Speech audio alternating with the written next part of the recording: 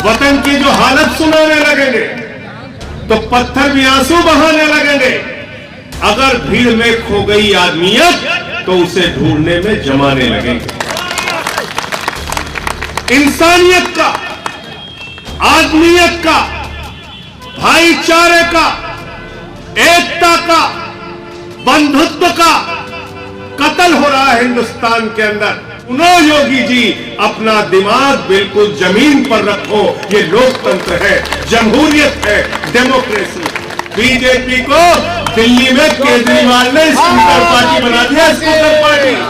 जब कोरोना की महामारी में शमशान के अंदर आदित्यनाथ की सरकार दलाली खाने का काम कर रही थी, कहां थे लोग? आदित्यनाथ जी 21 नहीं, तुम्हारे अंदर हिम्मत है तो 2100 मुकदमा मेरे ऊपर लिखो। संजय सिंह मैदान में तुमसे लड़ेगा और तुम्हारे हर जुर्म और जाति के खिलाफ आवाज उठाएगा। देखो ऐ दीवानों, ऐसा काम ना करो और राम का नाम बदनाम ना करो और राम राम जपना, पराया माल अपना, यही भाजपाइयों का काम है। प्रभात मिश्रा जो 12वीं में पढ़ने वाला बच्चा जिसका तुमने फर्जी इनकाउंटर करवा दिया, वो 80 में आते हैं या 20 में आते हैं। बताओ बाबा जी, जब ऊपर से लेकर नीचे तक सारे हिंदू बैठे हुए हो तो तुम्हारे रहते हुए हिंदुओं का पलायन कैसे हुआ? बेईमानो, पहले अपने पद से इस्तीफा दो, तब इस मुद्दे पर बात। लेकिन बोलना कुछ मत, वोट हम ही को दे देना क्योंकि हम मुसलमानों से लड़ रहे हैं। अरे बंद करो ये सब। मेरे प्यारे मोटा भाई, तुम एक काम करो, हमारी लड़कियों को सलाह मत दो, खुद से गहना लाद लो और बगैर सुरक्षा के रात में 12 बजे निकल जाओ। क्या होगा तुम्हारे साथ पता नहीं चलेगा। वतन की जो हालत सुनाने लगेंगे तो पत्थर भी आंसू बहाने लगेंगे। वतन की जो हालत सुनाने लगेंगे तो पत्थर भी आंसू बहाने लगेंगे। अगर भीड़ में खो गई आदमियत तो उसे ढूंढने में जमाने लगेंगे। इंसानियत का, आदमियत का, भाईचारे का, एकता का, बंधुत्व का कत्ल हो रहा है हिंदुस्तान के अंदर। और वो कत्ल करने वाले कोई दुश्मन नहीं, वो वही लोग हैं जिनको 5 साल पहले आपने 325 सीट देके उत्तर प्रदेश का मुख्यमंत्री बनाया। आज उनका इतना दिमाग खराब हो गया है कि 3 बार के चुने हुए अरविंद केजरीवाल को कहते हैं, सुनो केजरीवाल। तो मैं आज इस मंच से कहना चाहता हूं, सुनो योगी जी, अपना दिमाग बिल्कुल जमीन पर रखो। ये लोकतंत्र है, जमहूरियत है, डेमोक्रेसी। भैया जिंदाबाद, जिंदाबाद, जिंदाबाद। मुझे याद है जैसे तुम अहंकार में हो आदित्यनाथ जी, ऐसे ही अहंकार में थे नरेंद्र मोदी जी। 2015 का चुनाव हो रहा था, 14 में पूरे देश में जीते थे। झारखंड जीत के आए, हरियाणा जीत के आए, महाराष्ट्र जीत के आए। अश्वमेध यज्ञ का घोड़ा दौड़ रहा था। मोदी जी ने रामलीला के मैदान में कहा, ये केजरीवाल तो बदनसीब है, इसको वोट मत देना। मैंने उसी दिन कहा था, मोदी जी ये लोकतंत्र है, जमहूरियत है, डेमोक्रेसी है। यहां जनता तय करती है कौन संसद में जाएगा, जनता तय करती है कौन विधानसभा में जाएगा। और दिल्ली की जनता ने 67 विधायकों के साथ आम आदमी पार्टी और केजरीवाल को दिल्ली की विधानसभा में भेजा। और भारतीय जनता पार्टी जो पूरे देश की इतनी बड़ी पार्टी है, पूरे दुनिया की इतनी बड़ी पार्टी है, उसको 3 सीट देके स्कूटर पार्टी बनाने का काम किया। स्कूटर पार्टी का मतलब समझ गए? समझ गए? 3 आदमी एक स्कूटर पे बैठ के चले जाए। बीजेपी को दिल्ली में केजरीवाल ने स्कूटर पार्टी बना दिया, स्कूटर पार्टी, आम आदमी पार्टी। और आदित्यनाथ जी, आपको बात करने की तमीज नहीं, आप क्या क्या बोलते हो आपको खुद ही पता नहीं रहता। आप कह रहे हो और कांग्रेस पार्टी के बारे में नक्का साहब, दिल्ली की माताएं बहनें, कांग्रेस पार्टी जिस पार्टी का कभी सूरज नहीं डूबता था, कांग्रेस पार्टी जो 3 बार दिल्ली की सत्ता में रही, उस कांग्रेस पार्टी का केजरीवाल और आम आदमी पार्टी ने हालत ये कर दी कि आज दिल्ली में माताएं बहनें अपने बच्चों को दुनिया की सबसे छोटी कहानी सुनाती हैं, और वो कहानी है, एक थी कांग्रेस, कहानी खत्म।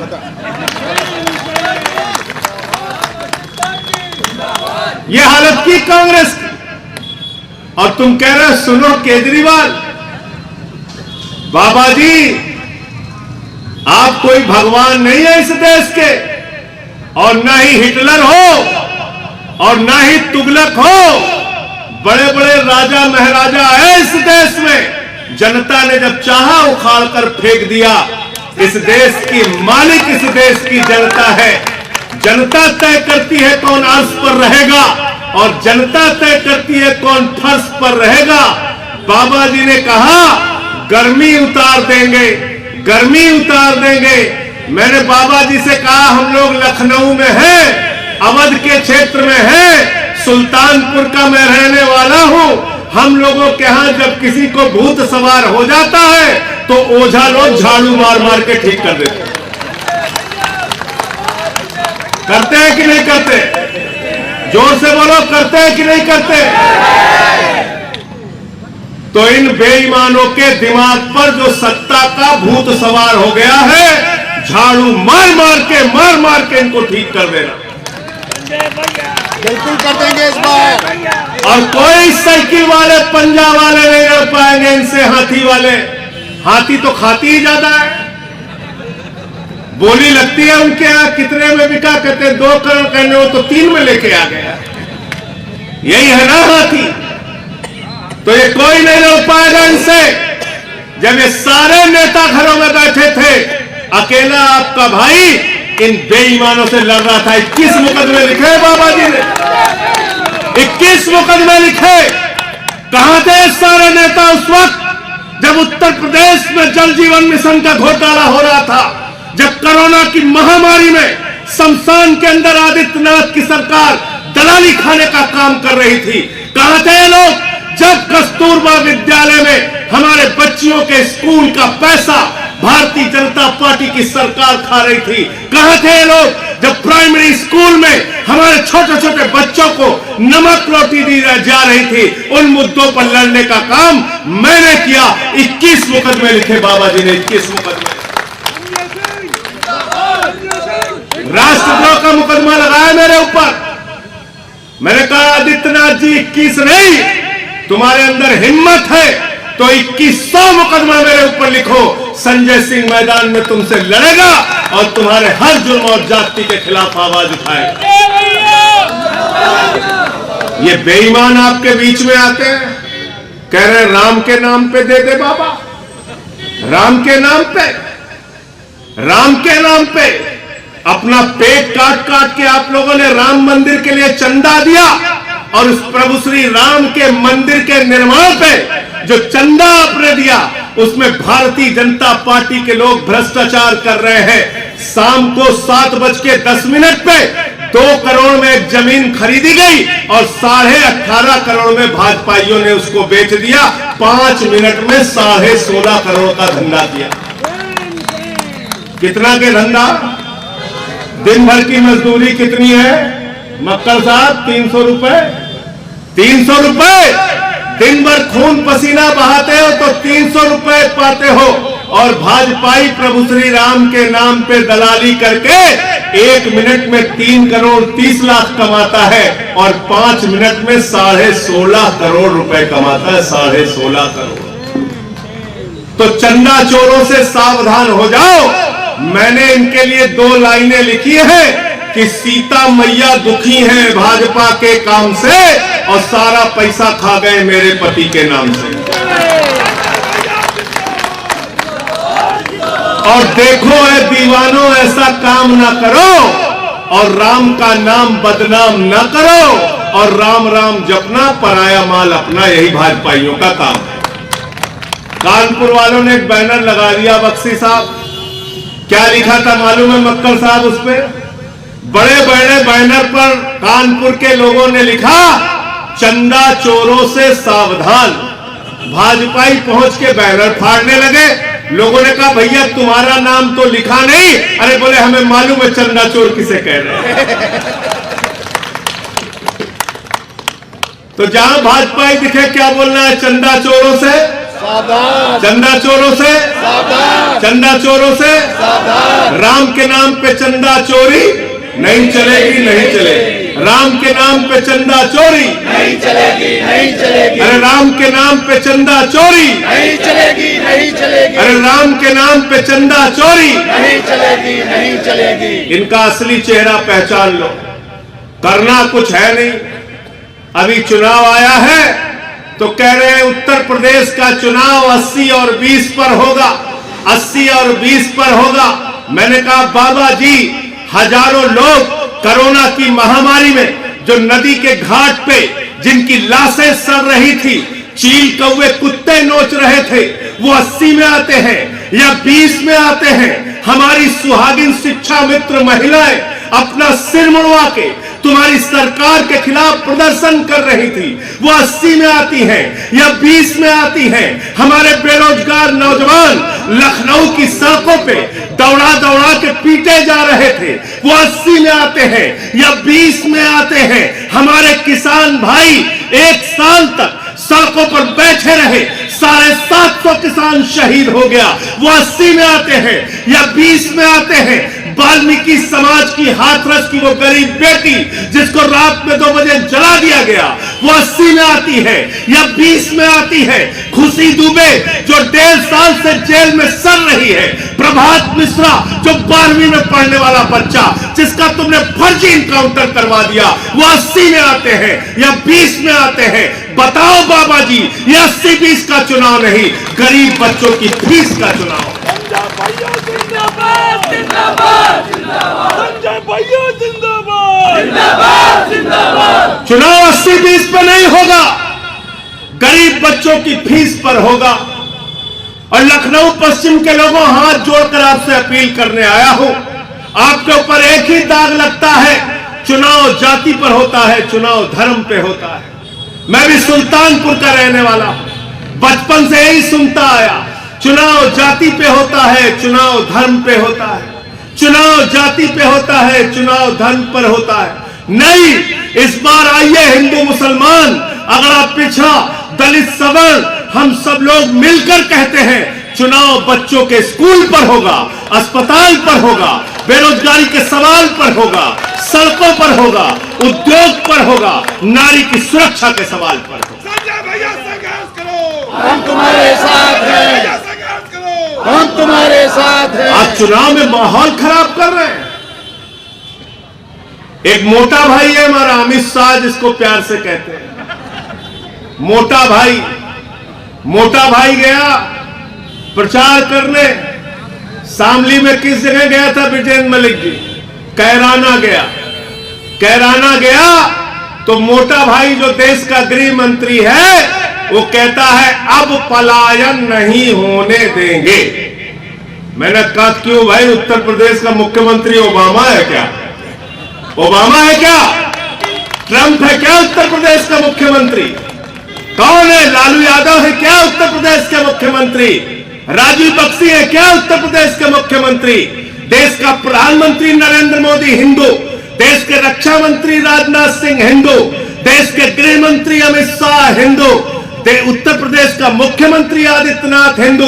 जब ऊपर से लेकर नीचे तक सारे हिंदू बैठे हुए हो, तो तुम्हारे रहते हुए हिंदुओं का पलायन कैसे हुआ बेईमानो? पहले अपने पद से इस्तीफा दो, तब इस मुद्दे पर बात करेंगे। इनसे सावधान हो जाना। इनका एक ही काम है, लड़ाओ और राज करो। बंगाल में जाते हिंदू मुसलमान लड़ाते हैं, बिहार में जाते हिंदू मुसलमान लड़ाते हैं, उत्तर प्रदेश में आते हैं हिंदू मुसलमान लड़ाते हैं, हरियाणा में जाते हैं जाट और गैर जाट को लड़ा देते हैं, पंजाब में जाते हैं हिंदू और सिख को लड़ा देते हैं, महाराष्ट्र में जाते हैं मराठा और गैर मराठा को लड़ा देते हैं, गोवा में जाते हैं हिंदू और ईसाई को लड़ा देते हैं। अरे इनसे सावधान हो जाओ, अपने मोहल्ले में मत बुलाना, नहीं घर घर में झगड़ा करा देना। मैंने भाजपाइयों का नाम रख दिया है भारतीय झगड़ा पार्टी। क्या नाम है इनका? क्या नाम है? आवाज पीछे से नहीं आ रही, महिलाएं नहीं बोली। भारतीय झगड़ा, भारतीय झगड़ा। इनसे होशियार हो जाओ, इनसे होशियार हो जाओ। ये बहुत बड़े बेरुपया हैं, बेरुपया है। लोग लकड़ सुंगा देखते थे ना, लकड़ी सुंगा के घर लूट लेते थे। यही लकड़ सुंगा है सब। अभी चुनाव आया, हिंदू मुसलमान सुंघा रहे हैं आपको। मुसलमानों से हिंदुओं को डराते रहते हैं, कहते हैं हिंदुओं हम तुमको बेरोजगार बनाएंगे, कुछ मत बोलना।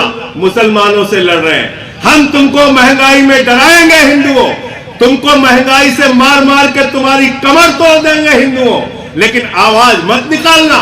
हम मुसलमानों से लड़ रहे हैं। कोरोना की महामारी में मरते रहना हिंदुओं, तुम्हारी लाश को चील कौवे कोसते रहेंगे हिंदुओं, लेकिन तुम मत बोलना, मत रोना, मत चीखना। हम मुसलमानों से लड़ रहे हैं। हम तुमको बेरोजगार बनाएंगे हिंदुओं, तुमको लाठियों से पिटवाएंगे भी हिंदुओं। तुम अपना सर मुड़वा के हमारे खिलाफ प्रदर्शन करते रहना, लेकिन बोलना कुछ मत। वोट हम ही को दे देना, क्योंकि हम मुसलमानों से लड़ रहे हैं। अरे बंद करो ये सब,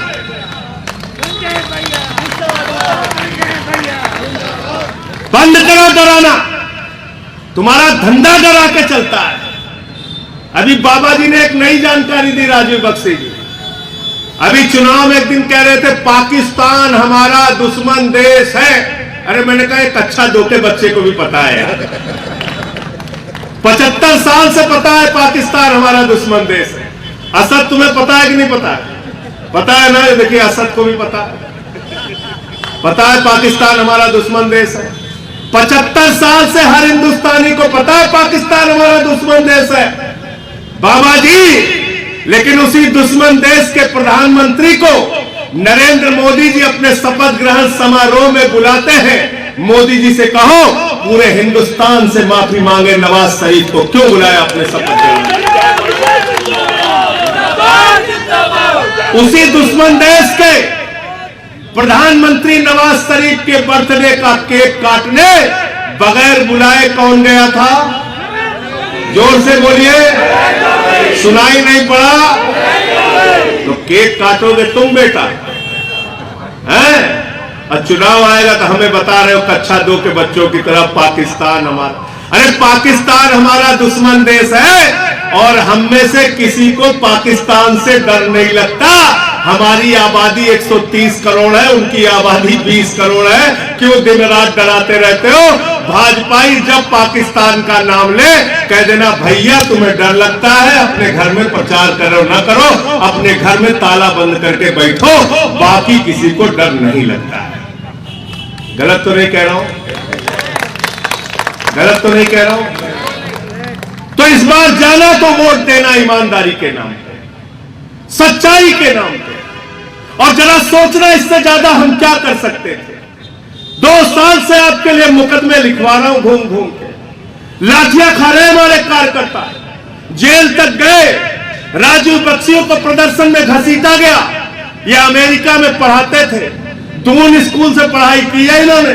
मलियाबाद में गरीबों बच्चों के लिए फ्री में स्कूल चलाते हैं, दिन रात आपकी सेवा के लिए लगे रहते हैं। अगर ऐसे अच्छे लोगों को आप उत्तर प्रदेश की विधानसभा में नहीं भेजेंगे, चोर गुंडे और उचक्कों को भेजेंगे, तो फिर ईमानदारी और सच्चाई की उम्मीद मत करना। राजीव भैया जिंदाबाद, राजीव भैया जिंदाबाद, जिंदाबाद। जो लोग 20 करोड़ खर्चा करके चुनाव जीतेंगे, याद रखना, वो 200 करोड़ रुपए कमाएंगे, वो रामायण का श्लोक और कुरान की आयत नहीं पढ़ेंगे।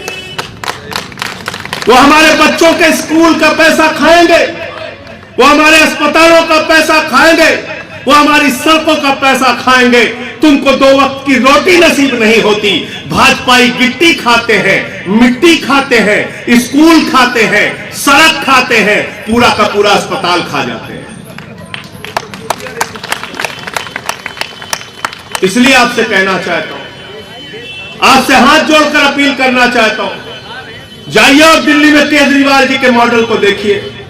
अरविंद केजरीवाल दिल्ली के मुख्यमंत्री बने सरकारी स्कूलों का दौरा करने जाते थे मनीष सिसोदिया के साथ। मकड़ी के जाले लगे होते थे सरकारी स्कूलों में, टाट पट्टी पर बैठ के पढ़ते थे बच्चे, टाट पट्टी पर बैठ के पढ़ते थे। बच्चियों के लिए टॉयलेट का इंतजाम सरकारी स्कूलों में नहीं होता था, और आज उन्हीं सरकारी स्कूलों में आपके बच्चों की पढ़ाई के लिए एयर कंडीशन कमरे अरविंद केजरीवाल की सरकार ने बनाया। एयर कंडीशन, स्विमिंग पूल का निर्माण कराया, एथलीट के ग्राउंड बनाए, हॉकी के ग्राउंड बनाए।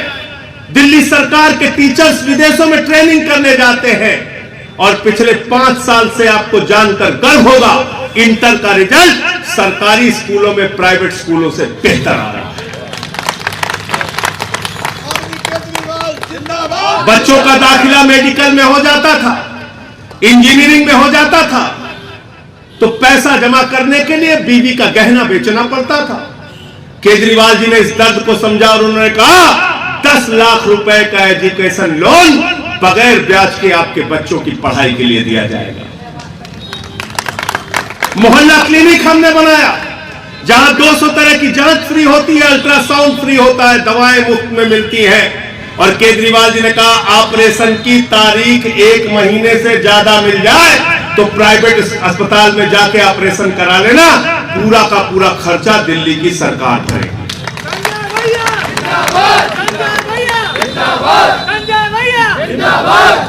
सीसीटीवी कैमरे महिलाओं की सुरक्षा के लिए लगाए। गरीब बस्तियों में जाते थे मक्कल साहब, महिलाएं निकल के चली जाती थी, केजरीवाल साहब हमने घर का फ्रिज बेच दिया अपनी बिजली का भुगतान करने के लिए, अपना सोफा बेच दिया, अपना कूलर बेच दिया, बिजली के बिल का भुगतान हम नहीं कर पाएंगे। इस दर्द को हिंदुस्तान के पहले मुख्यमंत्री अरविंद केजरीवाल ने समझा और देश में पहली बार कहा गरीब के घर में रोशनी तो होगी लेकिन उसका एक भी पैसा नहीं लगेगा, 200 यूनिट बिजली फ्री और 400 यूनिट आधे दाम पर। माताओं बहनों के लिए बस की यात्रा फ्री की, और सीसीटीवी कैमरा जो लगाया, तो मुझे कहने में गर्व होता है, फख्र होता है, प्रधानमंत्री जी की भतीजी के साथ जब लूट हुई, छिनैती हुई, तो उसको पकड़ने का काम दिल्ली पुलिस ने केजरीवाल के सीसीटीवी कैमरे से किया। यह है हमारी व्यवस्था। अमेरिका के राष्ट्रपति ट्रंप की बेटी हिंदुस्तान में आती है तो कहती है हमें केजरीवाल का स्कूल देखना है। पहले लोग कहते थे अमेरिका से सीखो, अमेरिका से सीखो, अमेरिका से सीखो। आज अमेरिका वाला कह रहा है केजरीवाल से सीखो, आम आदमी पार्टी से सीखो, टोपी वालों से सीखो। कुछ मुद्दों के नाम पर वोट दे देना, हाथ जोड़कर तुमसे मांग रहा हूं। हमने ऐलान किया है आम आदमी पार्टी की सरकार बनने के बाद उत्तर प्रदेश में 300 यूनिट बिजली फ्री की जाएगी और पुराने बिजली के बिल का बकाया माफ किया जाएगा, और होली के दिन राजीव बख्शी के साथ जाना और पुराने बिजली का बिल होलिका में दहन करके चले आए। 24 घंटे उत्तर प्रदेश में बिजली दी जाएगी, नौजवानों को 10 लाख नौकरियां दी जाएंगी, 5,000 रुपए प्रतिमाह बेरोजगारी भत्ता दिया जाएगा, और महिला सशक्तिकरण सिर्फ एक शब्द नहीं है हमारे लिए, हमने तय किया है प्रतिमाह माताओं बहनों के लिए 1,000 रुपए की सम्मान राशि दी जाएगी, सहयोग राशि दी जाएगी। यहां हमारे पुलिस के जवान हैं, सेना के जवान हैं, सब काम तो लेना जानते हैं, कोई इनके बारे में नहीं सोचता। आम आदमी पार्टी ने अपने गारंटी पत्र में लिखा है कि अगर किसी जवान की मौत होती है, चाहे वो पुलिस का जवान हो, सेना का जवान हो या फायर का जवान हो, उसके परिवार को 1 करोड़ रुपए का सम्मान राशि दी जाएगी अगर कोई हमारा जवान शहीद होगा।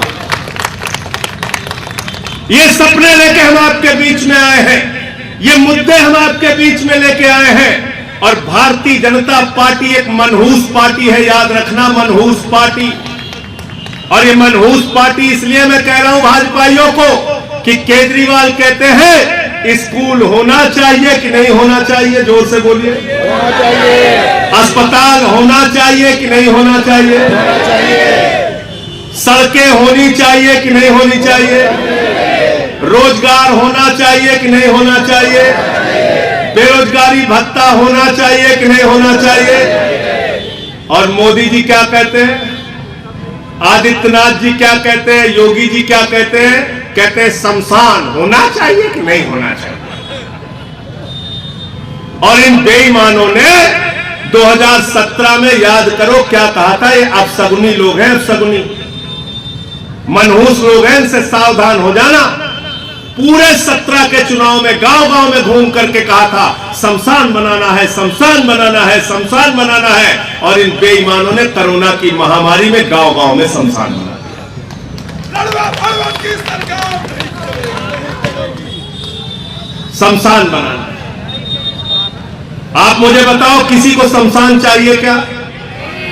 शमशान चाहिए? जोर से बोलिए। सुन लो मोदी जी, किसी को शमशान नहीं चाहिए। सुन लो योगी जी, किसी को शमशान नहीं चाहिए। हमें अपने बच्चों के लिए स्कूल चाहिए, अस्पताल चाहिए, रोजगार चाहिए, किसानों को उनके फसल का दाम चाहिए। हमें शमशान नहीं चाहिए। इसलिए साथियों और दोस्तों, मुद्दों पर वोट देना, मुद्रा पर वोट मत देना। ये जो मुद्रा पर वोट देने वाले लोग हैं, ये 5 साल पछताते हैं। और जो मुद्दे पर वोट देने वाले लोग हैं, वो केजरीवाल की जनता की तरह दिल्ली में आराम से रहते हैं और उनकी सारी सुविधाएं दिल्ली की सरकार पूरा करती है। आज सीसीटीवी कैमरे के मामले में हिंदुस्तान क्या ही नहीं, पूरे दुनिया का नंबर 1 का शहर है दिल्ली, नंबर 1 का। एक दिन अमित शाह जी कह रहे थे यूपी की कानून व्यवस्था इतनी अच्छी है कि 16 साल की लड़की गहना लाद के रात में 12 बजे घूम सकती है। मैंने अमित शाह जी से कहा, अमित शाह जी मेरे प्यारे मोटा भाई, तुम एक काम करो, हमारी लड़कियों को सलाह मत दो, खुद से गहना लाद लो और बगैर सुरक्षा के रात में 12 बजे निकल जाओ। क्या होगा तुम्हारे साथ पता नहीं चलेगा। गलत तो नहीं कह रहा? गलत तो नहीं कह रहा? तो बस मैं अंत में भाजपाइयों के, सपाइयों के, कांग्रेसियों के, बसपाइयों के, सारी पार्टियों के उल्लू बनाओ योजना पे एक कहानी सुना के अपनी बात को खत्म करूंगा। ये उल्लू बनाओ योजना क्या है जानते हो आप? ध्यान से सब लोग जो पीछे हैं वो भी, मोबाइल हो तो रिकॉर्ड कर लेना, सबको सुना देना। 6 मिनट की कहानी है, ज्यादा समय नहीं लगेगा। एक बार एक हंस और हंसनी हरिद्वार के इलाके से भटकते भटकते भटकते भटकते रेगिस्तान में चले गए। रेगिस्तान का इलाका था। हंस और हंसनी धूप के महीने में परेशान हो गए, पसीना आने लगा। हंसनी ने अपने हंस से कहा, अरे हंस, ये तू किस इलाके में लेके चला आया? यहां न पेड़ है, न पौधे हैं, न झील है, न झरने हैं, न हरियाली है, न खुशहाली है। हंस ने कहा, प्रिय, हम लोग रास्ता भटक गए हैं, जैसे ही रास्ता मिलेगा हम लोग वापस हरिद्वार चले जाएंगे। भटकते भटकते शाम हो गई। एक पेड़ बड़ी मुश्किल से उस रेगिस्तान में दिखा। हंस और हंसनी उस पेड़ के नीचे चले गए। उस पेड़ के ऊपर एक उल्लू बैठा हुआ था, उल्लू। रात हुई तो हंसनी ने फिर अपने हंस से कहा, अरे हंस, ये कैसा बर्बाद इलाका है, ये कैसा तबाह इलाका है। यहां न पेड़ है, न पौधे हैं, न झील है, न झरने हैं, न हरियाली है, न खुशहाली है। हंस ने फिर अपनी हंसनी से कहा, प्रिय, अरे रात बीत जाने दे, जैसे ही सुबह होगी हम लोग वापस हरिद्वार चले जाएंगे। रात बीती, सुबह हुई। हंस और हंसनी की बात उल्लू सुन रहा था। हंस अपनी हंसनी को लेकर आगे बढ़ने लगा। उल्लू पेड़ से नीचे आ गया। उसने हंसनी का हाथ पकड़ा और हंस से बोला, अरे हंस, मेरी पत्नी को लेकर कहां जा रहा है? हंस चौंक गया। अरे उसने कहा, मैं हंस, ये हंसनी, मैं इसका पति, ये मेरी पत्नी। अरे तू तो उल्लू है, ये तेरी पत्नी कैसे हो गई? उल्लू ने कहा, दिमाग संभाल के बात करना, यहां के आदित्यनाथ हम ही हैं। आदित्यनाथ का नाम सुन के डर गया हंस। बवाल हो गया, दोनों में झगड़ा बढ़ गया। गांव गांव के लोग बुलाए गए, पंच बुलाए गए। पंचों ने कहा मामला क्या? हंस ने कहा मैं हंस, ये हंसनी मैं इसका पति, ये मेरी पत्नी। ये उल्लू कह रहा हंसनी उसकी पत्नी है। पंचों आप ही फैसला कर दो। पंचों ने कहा भाई मामला बहुत गंभीर है, विचार करना पड़ेगा, सोचना पड़ेगा, तब बताएंगे। पंच लोग किनारे गए, उन्होंने आपस में बातचीत की। पंचों ने कहा देखो भाई, बात तो हंस ठीक कह रहा है, हंसनी पत्नी तो हंस की है, लेकिन ये हंस और हंसनी तो अभी हरिद्वार चले जाएंगे। हम लोगों को तो रहना उल्लू के बीच में है, इसलिए फैसला उल्लू के हक में सुना। समझ गए सब लोग? समझ गए तो पीछे तक ताली बजा दो। पंच लोग वापस आए। पंचों ने कहा जी फैसला हो गया। हंस ने कहा जी क्या फैसला हुआ? पंचों ने कहा फैसला यह हुआ कि हंसनी उल्लू की पत्नी है और हंस को गांव छोड़ने की इजाजत दी जाती है। हंस रोने लगा, चीखने लगा, चिल्लाने लगा। रो के बिलख कर, चीख कर जब वो हंस आगे बढ़ने लगा, उल्लू फिर से उसके पास पहुंचा। उल्लू ने हंस का हाथ पकड़ा, बोला मित्र हंस कहां जा रहे हो? हंस गुस्से में आ गया, तमतमा गया। उसने कहा अरे उल्लू, मेरी पत्नी ले ली, अब मेरी जान लेगा क्या? उल्लू ने कहा ना तुम्हारी पत्नी लूंगा, ना तुम्हारी जान लूंगा, लेकिन कल रात को तुम्हारी पत्नी जब तुमसे कह रही थी ये कैसा रेगिस्तान का इलाका है, ये कैसा बर्बाद इलाका है, ये कैसा उजड़ा हुआ इलाका है, तो मित्र हंस ये इलाका बर्बाद इसलिए है, उजड़ा इसलिए है, रेगिस्तान इसलिए है कि यहां पर ऐसे पंच रहते हैं जो उल्लुओं के हक में फैसला सुनाते हैं। क्या बात है, क्या बात है। संजय सिंह, आम आदमी पार्टी, जोर से आम आदमी पार्टी। 75 साल से एक उल्लू के बाद दूसरा उल्लू, दूसरे उल्लू के बाद तीसरा उल्लू आप लोग चुनते आ रहे हो। इस बार एक पढ़ा लिखा, राजनीति का सच्चा ईमानदार, अमेरिका और दून स्कूल से पढ़ाई करके आए, आपकी सेवा करने वाले राजनीति के इस हंस को केजरीवाल जी ने मैदान में उतारा है, जिसका नाम राजीव बख्शी है।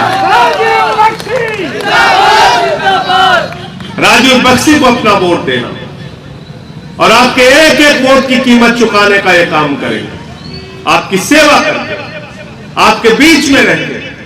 और इसलिए राजनीति की गंदगी पर आपको झाड़ू चलानी होगी और अच्छे सच्चे और ईमानदार लोगों को विधानसभा में भेजना होगा, तब उत्तर प्रदेश तरक्की पे जाएगा, तब नफरत की आग खत्म होगी। आज ये लोग जो हिजाब पर विवाद कर रहे हैं, मैं कहना चाहता हूं बेटी बेटी होती है, वो हिंदू की हो, मुसलमान की हो, सिख की हो, ईसाई की हो या हमारे दुश्मन की बेटी हो, अगर उसके साथ कोई छेड़खानी करने की हिम्मत करेगा, अपना जीवन देके भी उसकी रक्षा करने का काम करूंगा। यह है भारत की संस्कृति। विविधता में एकता भारत की विशेषता।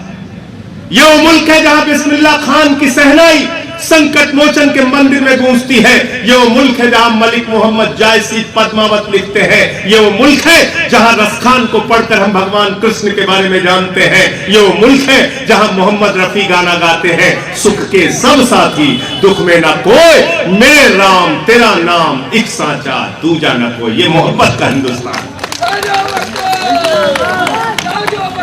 ये एकता का हिंदुस्तान है, ये भाईचारे का हिंदुस्तान है। यहां हिंदू मुस्लिम सिख ईसाई सब एक साथ मिलकर रहते हैं और हमारी खूबसूरती को जो मिटाने का काम करेगा, हम उसके खिलाफ मिलजुल कर एक साथ खड़े होकर लड़ने का काम करेंगे। बहुत बहुत शुक्रिया, बहुत बहुत धन्यवाद। हिंदू मुस्लिम सिख ईसाई आपस में सब भाई भाई, हिंदू मुस्लिम सिख ईसाई।